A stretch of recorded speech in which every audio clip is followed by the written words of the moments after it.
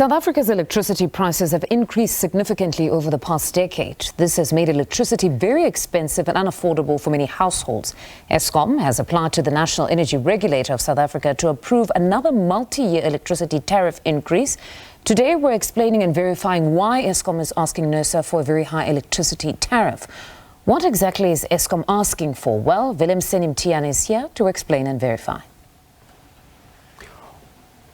Well, good evening to you, Mfundo. And South Africans are facing a big challenge as NERSA is deciding the 3-year tariff price increases. So Eskom has argued that the price increase is necessary to move toward a cost-reflective tariff and to stop the company from returning to government for more help. However, some say that the increase is unaffordable and will disproportionately affect the poorest in the society. Let's look at the graphics and what they are telling us.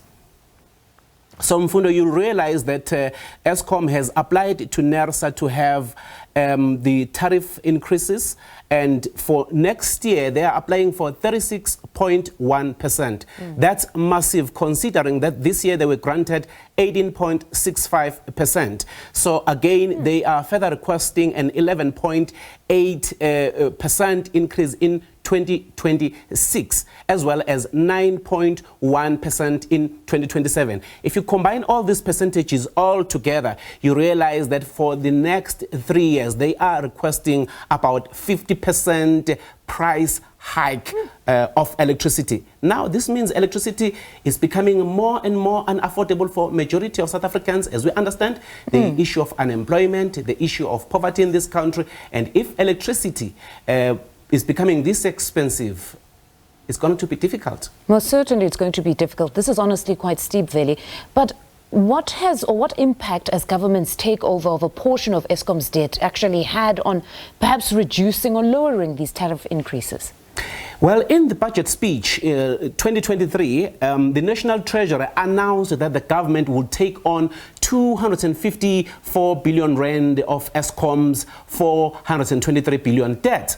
However, in October this year, the National Treasurer told Parliament's Standing Committee on Appropriations that for 2025-2026, Eskom would have received a staggering 496 billion in bailouts since 2008 and 2009. Let me repeat that figure: 496 billion since 2008-2009. This is the money that has been granted to Eskom by 2025 and 2026. That's what the National Treasurer is saying. We will recall that a large portion of it, which is 254 billion, comes from that announcement which was made by the Minister of Finance in February 2023. So now for those who cannot afford alternatives, but also cannot afford the high tariff increases, are we going to see the trend, very worrying trend, in fact, of non-payment? Well, for more information, we have the expert that can take us through into what exactly is going to happen to the public, the households, as well as the businesses. We understand that this country needs more businesses to come on board. But if electricity prices are going higher and higher, for those who want to venture into business, particularly the one that is energy consumption, particularly manufacturing, high energy consumption. An alternative. Well, if they don't have an alternative, then it means that this country is going to go into a big problem of where it's difficult actually to create more jobs because of energy crisis. But we have Stephen Mateta, who teaches and researches sustainable energy systems at the University of Witwatersrand, runs Energy Leadership Center. He will explain some of the problems with these planned tariff increases, and also he will tell us why it is problematic and how can South Africa deal with this issue. I hope we have him on the line. Mr. Mateta, good evening. Good evening, I'm saying good evening to your viewers. Yes, let's get right onto business. Tell us why there is a need for Eskom to request the approval of these very high tariff price hikes. Okay, thank you. Let me just give a bit of background on this matter to say in its multi-tariff year, multi-year tariff determination, Eskom has requested the National Energy Regulator of South Africa to approve a 36.1% price hike from April next year, and 11.8 and 9.1 in its outer years, which is a multi-year price determination. This increase will, according to Eskom, help it move closer to the cost-reflective tariffs. And just to give you a little bit of context as to what is this cost-reflective tariff, it simply means that the power utility needs to ensure that it moves closer to the full cost recovery. And this is basically they have to recover all the costs that are associated with the entire electricity supply value chain, which includes generation, transmission, and distribution of electricity to its consumers. And this is by them will reduce their reliance on government bailouts, as you mentioned earlier on. Well, this is something that is permitted by law. And if I can quote the Energy Regulations Act, it permits that regulators has to set the tariffs that enable the efficient licensee, and in this case, Eskom, to recover full cost, and that should include reasonable margin or returns. And in this case, Eskom has done its calculations and argue that for them to ensure that they recover the cost associated with this value chain, which includes some of the activities that occurs within the electricity supply industry, such as operational maintenance cost, primary costs such as procurement of fuel, as well as other costs associated with the personnel and capital costs. They have to increase the tariffs by the percentage that they've requested from NERSA. Sure, but are these requests for tariff hikes justifiable? Look, it's a matter of how one argue this case. For example, if Eskom has given a calculation to say this is the amount that can help us move closer to tariff to cost-reflective tariff, and NERSA has to look into the matter from both sides to say if this cost is actually too reflective of what Eskom is presenting to them, and there's a calculation that is being used in order to determine this tariff calculation. And must also remember that some of the responsibility of NERSA is to ensure that they conduct a thorough consultation process to get to the consumers and Eskom present their case, and NERSA has to make a determination at the end of the day. Sure. How is this affecting, if let's say, granted that they are given these, the request that they have asked for, 36.1% as from April next year, how this is going to affect the households as well as the businesses in terms of job creation? Because we understand that businesses, they spend a lot of money on the energy in order for them to do their business. Look, we must remember that this is a very steep increase. And take into consideration that the Eskom selectivity tariff increases have been quite exorbitant for several years. If I can give you an example, an 80% increase in 2023 and 13% increase in 2024. And this, by the way, these are the Eskom increases. And on top of that, the municipality, which is the biggest distributor of electricity, also have to add the percentage increase in this case. This is the price increase that is far above inflation, which is currently at approximately 4.4%. And obviously, this will certainly worsen the economic difficulties facing both businesses and ordinary households mostly. For an example, we have seen in recent past that most industries either large or SMMEs have raised concern about the escalating price of electricity and how this has affected their business bottom line negatively. And this is likely to push those industries that have options to seek alternative sources of electricity as permitted by law. We have seen some of them being engaged in self-generation, and that or either reduce the operational cost. And for them to reduce the operational cost, it means that this is likely to impact on jobs and an unwanted situation in the country, as we're already experiencing low employment rates. And if you look at the consumers, the households, considering that we are one of the most unequal countries in the world, this will be obviously also be tough for them. For an example, we've got a high unemployment rate in the country, sitting at just slightly above 30%, and at the last count, and the economic growth has not been on our favor at a mere 0.6% in 2023, while the cost of living has increased. This means that households, especially the indigent ones, especially those ones that are living on social grants or have no income at all, those left to rely on Eskom for electricity. This is likely to impact their abilities to have access to electricity, and this is not something that we want to see as South Africa.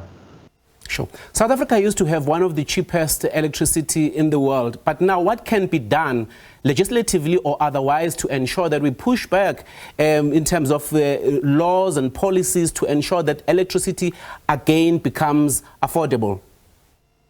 Well, I think we must acknowledge that the electricity supply industry is changing, and rapidly so. And there's a need for South Africa to have a look into its regulatory frameworks.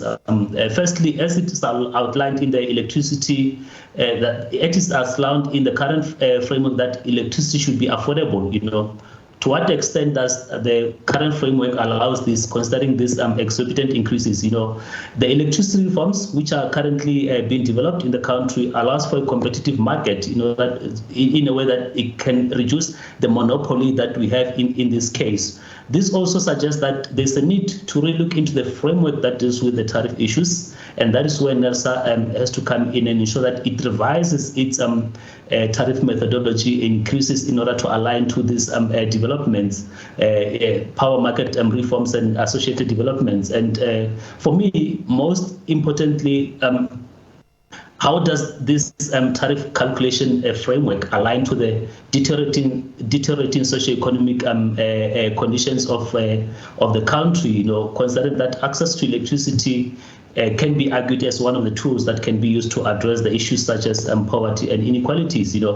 And furthermore, the frameworks that has to be considered in this case, or that has to be developed, as to look at strengthening issues that has to do with subsidies, so that the hard-hit households, especially those that the conditions just changes out of nowhere, are considered in these subsidies applications and stuff. And again, most importantly, the issue of recoveries. We must also know that some of these increases might be driven by Eskom's inability to recover what is being owed to them by the municipalities. How do, from the legislative point of view, strengthen this aspect to ensure that those that owes Eskom pay for the services that they get, in order to ensure that the shortfalls that are being experienced within Eskom's balance sheets are being dealt with. For an example, as things stand by today, Eskom might be owed close to 100 billion rand by consumers such as municipalities. And the last point that I can also mention, and this is one of the low-hanging fruits, energy efficiencies, within industries and households. How do we become innovative enough to ensure that we've got sufficient energy efficiency systems in order to allow us to reduce consumption of electricity, thereby dealing with the issues of costs that are associated with consumption of this resource. Sure. Thank you so much. There you have it.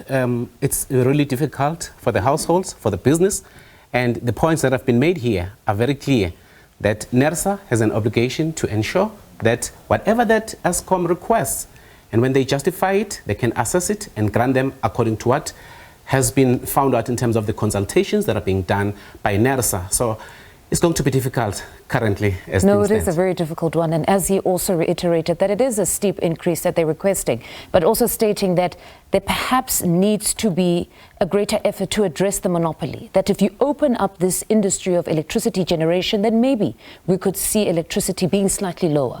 But if we had to look at just that tariff increase, what exactly does it constitute if we look at that 36%, Feli? Well, let's have a look at the following graphic. It's going to explain to us exactly. So before we get that, the 18.65% that they received, that Eskom received from NERSA, it increased their revenue from 144 billion in September 2022 to about 158.6 billion in September 2023. That's about 14 billion rand increase that was directly taken from the consumers through this tariff increase. So this was despite the fact that the sales of electricity had dropped by 5.9%. Sales, they dropped, but the revenue increased because of the tariffs. So it could be that the tariffs are also used to bridge the gap of what Eskom is experiencing in terms of the decline of sales, as most people are also finding the alternatives in terms of the energy supply. So those who are still relying on Eskom, they will have to pay the price. But again, if we look in terms of the cost of production of electricity, the primary cost of electricity grew by 10.1%, which becomes one of the Eskom's biggest financial strains. If we look at it at 85.1 billion rands in 2023 from 77.3 billion in September 2022. In a 1 year's period, you can see that it grew with about 7 billion rand, the cost of primary production of electricity. You know, this is a very important graphic, because what I'm getting from you is that possibly those that remain on the grid could now be paying for those that have left. And if we're going to see more businesses deciding to take alternative power generation, then we're going to see an even higher price that those who remain on the grid will have to pay. Well, many citizens are battling here to afford the high cost of electricity that is eroding their disposable income, especially the poor and low income earners. Human Rights Commission has warned that expensive electricity prices are now hindering access to electricity, and it affects the quality of life. There's a graph that we need to go to here, that graphic. It explains exactly that 36.1%. What does it include? So here, according to the breakdown, you can see that primary energy cost about 11.2% of that 31.6 yes, of that increase that has been asked by Eskom. But again, if you look in terms of operational costs, it shows us that starting from those green bars, you can see that that takes a large chunk of that request that has been made by Eskom to NERSA, because you see it's 5.7% for negative power, and then it's 11.2% for the primary energy, as well as the operation at 10.3%. But in terms of the renewables, the IPPs, it shows some interesting reading here that it doesn't affect it that much, because these increases are not necessarily because of the IPP's costs, but it is by and large because of the primary energy production, which, as we know, about 70% of our electricity still comes from the coal. No, quite an interesting graph there when we look at exactly what constitutes that 36.1%. Very informative indeed. Veli, thank you very much for joining us on this installment of Explain and Verify. Until next week, more news on the other side of this break.